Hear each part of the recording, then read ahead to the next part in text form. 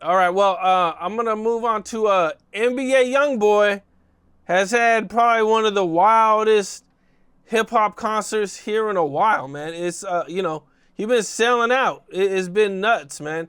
And one of the big things that everybody's been talking about is Little Tim. They're saying Little Tim walking around like he's NBA Youngboy's bodyguard. Right. He's walking in front. They was in New Orleans walking around the street. You got Little Tim in the front. Because, I think Tim might be signed to YB because Quando Rondo signed to YB. And Tim, Quando, Rondo, they right-hand man. You feel me? And I'm going to say this. I think it's awfully suspicious to me how, because remember when Youngboy was locked up, Dirk was out here with his team having their way. They get Dirk off the street. Now, if you really wanted to maximize your investment, you get his main competition off the street. And then you gotta think about it, bro. Youngboy, YB done raised a lot of people. A lot of people grew up like from that preteen to like adult age.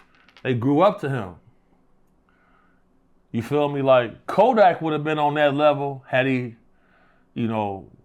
was having the drug problems. You feel me? He was going to jail and staying gone a long time. I feel like the drug issues, that played a role in Kodak not being as big. And then you think about it, everybody be trying to beef with the guy. Because, rap is competitive. But, YB don't even really make, like, drill music. You feel me? So, you cannot deny his talent, man. Like, I just think it's strange because, if Dirk and the OTF guys was out, it wouldn't be this easy for him right now. And what certain groups are on certain labels and what certain groups pretty much manipulate the justice system. You feel me? We ain't gonna say too much about that, but I just think that's a little suspicious. You feel me? Because like Dirk not being able to have a bail when they know they can get that money, that's strange. You feel me? It looked like the fix was in with this. Because we haven't really seen an artist who don't have a bunch of charted songs be able to sell out stadiums like that, bro. Like that's you can't take it from him. He's talented, but it's definitely some foul play going on because, man, that last case he got, that one was wicked. And he back home fast. And I'm not saying that he telling on nobody. But what I be trying to tell people is the whole business world is about relationships, who you know, and how you affect the profit margin. You see what I'm saying? Didn't he get a pardon? Trump pardoned him. That's why he's able to move around the way he's able to move around. Because if he'd be on parole and he wouldn't be able to do what he's doing. So, if you connected enough, if somebody got that inside line, like yo, Donald, my artist, I'm looking to make about $1 billion over the next couple of years. If he's out on the street, let's do a deal. Because I think about why would he be eligible for a pardon? There's no reason why he'd be eligible for a pardon. There's no good reason why Trump would pardon NBA Youngboy. I can't. Especially he ain't even in jail anymore. He was out of jail when he got the pardon. And that was we ain't never seen nothing like that. You think Trump in the Oval Office playing 38 baby? Playing what? You think he in the Oval Office playing 38 baby? I don't. But they said she gonna call me baby boo. You think Trump on the Air Force One playing that? Absolutely not, man. Yeah. Be honest. That's strange.